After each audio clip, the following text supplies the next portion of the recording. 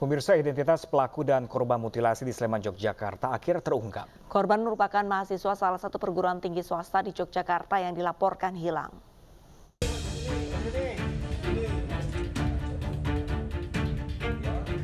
Inilah dua pria pelaku mutilasi di Turi, Sleman yang ditangkap aparat Ditreskrimum Polda Daerah Istimewa Yogyakarta. Pelaku berinisial W asal Magelang, Jawa Tengah serta RD warga Bogor. Keduanya ditangkap dalam pelariannya di Bogor, Jawa Barat. Dari pemeriksaan awal, korban dibunuh dan dimutilasi di kamar kos pelaku wilayah Triharjo, Sleman. Lalu potongan tubuh korban dibuang di beberapa lokasi. Sementara terkait motif pembunuhan disertai mutilasi ini belum diungkap karena polisi masih melakukan scientific identification. Tentunya kami bekerja berdasarkan fakta-fakta hukum yang terjadi dan juga melakukan scientific investigation atau penyelidikan dengan mengedepankan ilmu pengetahuan. Jadi guna mengungkap peristiwa yang terjadi ini kami juga menggandeng keilmuan yang lain untuk ikut mendalami peristiwa yang terjadi sebelumnya. Dan saat ini kami sedang mendalami terkait dengan scientific investigation, terkait dengan keilmuan lainnya itu untuk mendukung data-data kami. Dari tangan pelaku, polisi menyita barang bukti senjata tajam, cangkul, ponsel, tali, serta beberapa alat masak. Kedua pelaku masih diperiksa intensif dan dijerat pasal pembunuhan berencana. Polisi juga berhasil mengungkap identitas korban yang merupakan seorang mahasiswa perguruan tinggi swasta di Yogyakarta. Korban berasal dari Pangkal Pinang, Riau yang sebelumnya dilaporkan hilang di Polsek Kasihat, Bantul beberapa hari lalu. Sebelumnya warga Sleman, Yogyakarta digemparkan dengan penemuan potongan tubuh manusia di Sungai Bedok. Warga juga menemukan potongan tubuh lainnya di bawah jembatan Kelor dan di sekitar sungai. Dari Sleman, Yogyakarta, Tim Liputan iNews melaporkan. Pemirsa, polisi mengungkap motif pembunuhan disertai mutilasi di Sleman terhadap mahasiswa Universitas Muhammadiyah Yogyakarta. Pelaku dan korban tergabung dalam grup media sosial dengan aktivitas tak wajar. Kasus mutilasi yang menggegerkan Sleman, Yogyakarta akhirnya mengungkap fakta baru. Polisi menyebut antara pelaku dan korban saling kenal karena tergabung dalam sebuah grup di sosial media. Sebelum terjadi aksi pembunuhan, pelaku dan korban melakukan aksi kekerasan yang berujung kematian.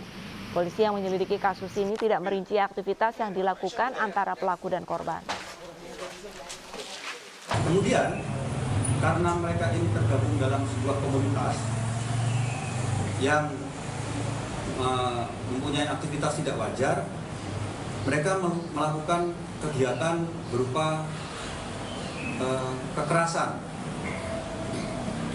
satu sama lain, dan ini terjadi berlebihan sehingga mengakibatkan korban tersebut meninggal dunia. Nah, setelah melihat korban meninggal dunia, para pelaku ini kemudian panik, kemudian berniat untuk menghilangkan jejak peristiwa. Sementara itu, pemirsa, tempat kos pelaku pembunuhan mutilasi yang berada di kawasan Desa Triharjo, Kabupaten Sleman ini dipasang garis polisi. Diduga kosan ini tempat eksekusi pembunuhan sadis terhadap korban. Menurut tetangga pelaku, kamar kos tersebut belum lama dihuni pelaku dan dalam kesehariannya pelaku jarang berinteraksi dengan sesama penghuni indekos.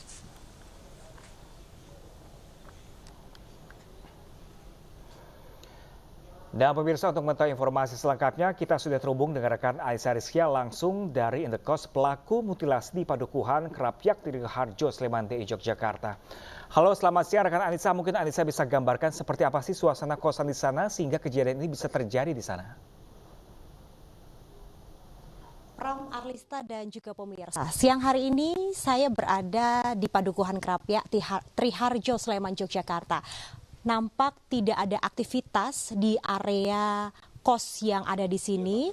Kos ini hanya terisi 3 kamar begitu, yang mana milik pelaku berinisial W ini berada di paling ujung sebelah kiri yang saat ini sudah melintang garis polisi sejak kejadian di hari Selasa dan di hari Kamis dari tim Polda Daerah Istimewa Yogyakarta langsung memberikan garis polisi di sini untuk mensterilkan area kamar kos milik pelaku berinisial W. Yang kita tahu bahwa tadi saya sempat berbincang bersama para tetangga yang ada di kos. Memang pelaku W ini jarang bersosialisasi maupun bertegur sapa, berinteraksi dengan para tetangga.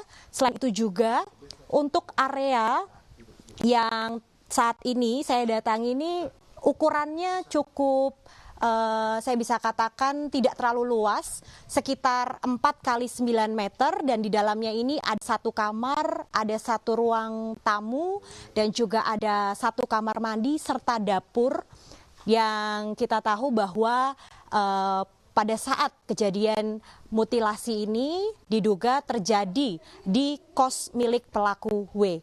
Untuk itu saya akan berbincang dengan Bapak Ketua RT 04, Bapak Ngadijo. Bisa disampaikan Pak mengenai kronologis kejadian ini seperti apa yang Bapak ketahui?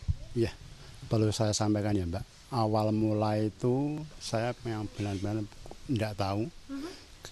Pas kejadian kedua, 2 hari sebelumnya ada berita ini, saya didatangi dari pihak Polda, petugas Polda itu 2 orang, menanyakan bahwa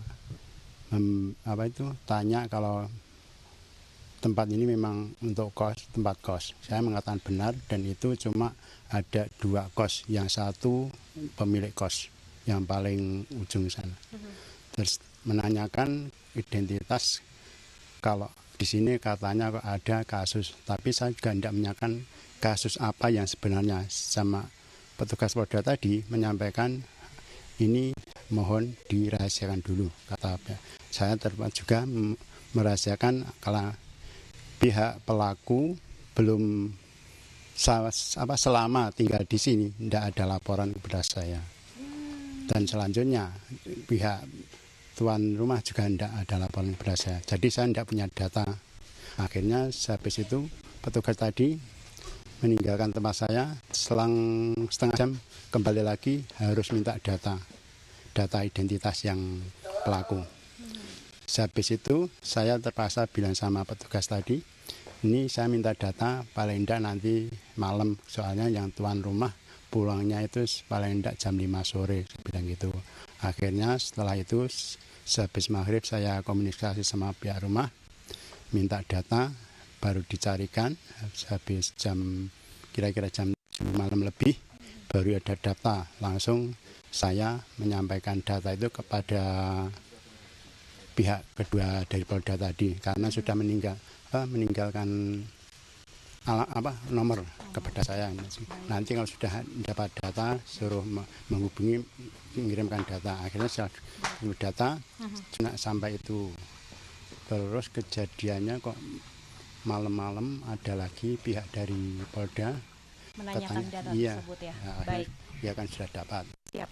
Terima kasih Bapak Ketua RT 04 Padukuhan Krapyak yang sudah memberikan penjelasan mengenai bahwa ketidaktahuan dari Ketua RT mengenai pelaku berinisial W ini. Hingga saat ini proses dari penyelidikan dan juga penyidikan masih terus dilakukan. Motif dari kedua pelaku pun juga masih belum terungkap secara jelas. Yang kita tahu bahwa kedua pelaku dan juga korban ini saling mengenal, mereka berteman di media sosial Facebook, kemudian mereka melakukan hal yang tidak wajar yang mengakibatkan korban meninggal dunia.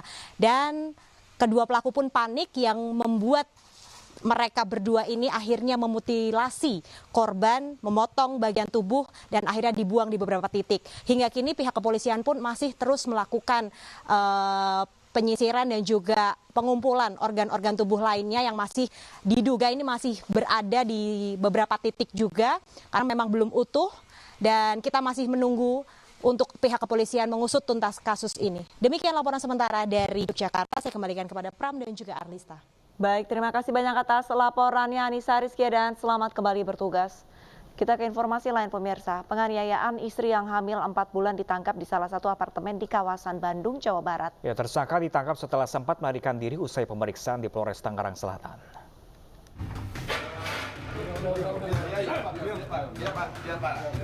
Budianto jauh hari pelaku KDRT yang sempat buron akhirnya ditangkap oleh Polres Tangerang Selatan. Budianto ditangkap saat bersembunyi di salah satu apartemen di kawasan Bandung, Jawa Barat. Permasalahannya akibat ada cemburu dari istrinya yang diduga saudara BD ini berselingkuh, kemudian melakukan kekerasan dalam rumah tangga. Sebelumnya, Budianto menganiaya istrinya yang sedang hamil 4 bulan pada Rabu 12 Juli lalu. Pelaku dilaporkan ke Polres Tangerang Selatan. Ia pun sempat ditetapkan sebagai tersangka, namun ia dilepaskan keesokan harinya setelah diperiksa. Budianto pun sempat menghilang usai menjalani wajib lapor. Dari Tangerang Selatan, Banten, Nunung Purnomo, iNews melaporkan. Pemirsa, kasus kematian tak wajar terduga pelaku pencurian motor di tahanan Polres Banyumas berbuntut panjang. Kapolda Jawa Tengah menyebut ada 11 polisi yang terlibat dalam kasus ini, 4 diantaranya ditetapkan sebagai tersangka penganiayaan.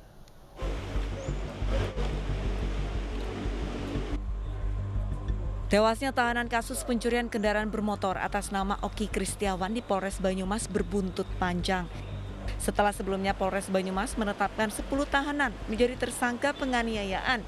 Kini Kapolda Jawa Tengah menyebut ada 11 anggota polisi dari Polres Banyumas tersangkut kasus ini. Dari 11 polisi, 4 diantaranya ditetapkan sebagai tersangka pengeroyokan Oki dan kini telah ditahan. Sedangkan kepada anggota, itu adalah 11 anggota yang terlibat. Jadi 11 anggota ini pemeriksaan dari Propam, 4 anggota kita kenakan terkait dengan disiplin. Kemudian 7 orang kita lakukan terkait dengan kode etik. Kita dalami kembali 4 orang anggota di antara 7 itu masuk ke ranah pidana. Kasus kematian tak wajar Oki Kristiawan mencuat pada 2 Juni lalu. Sebelumnya, Oki Kristiawan ditangkap polisi dari Polresta Banyumas pada 17 Mei. Oki ditangkap karena diduga mencuri sepeda motor tetangganya. 2 minggu berada di tahanan Polres Banyumas, tepatnya pada 2 Juni, keluarga menerima kabar jika Oki dalam kondisi kritis dan tak lama kemudian meninggal dunia. Polisi menyebut Oki meninggal karena gagal ginjal dan sakit liver. Namun keluarga yang curiga memeriksa jenazah Oki dan menemukan luka memar dan luka terbuka di sekujur tubuhnya. Apa namanya nih, dagingnya udah kayak itu lah, udah ngeri lah, dagingnya udah kayak bekas, nggak tahu itu. Terus mana? Pukulan apa nggak tahu. Ini paha ini dua-duanya udah gosong kayak hitam. Terus di sini di perut kayak bekas pecutan apa ya. Keluarga Oki juga mengaku polisi tidak menunjukkan surat penangkapan saat menangkap Oki. Sementara tetangga Oki yang melaporkan kehilangan sepeda motor kini tidak diketahui keberadaannya. Dari Semarang dan Banyumas, Jawa Tengah, Kristadi Saladin Ayubi, iNews melaporkan.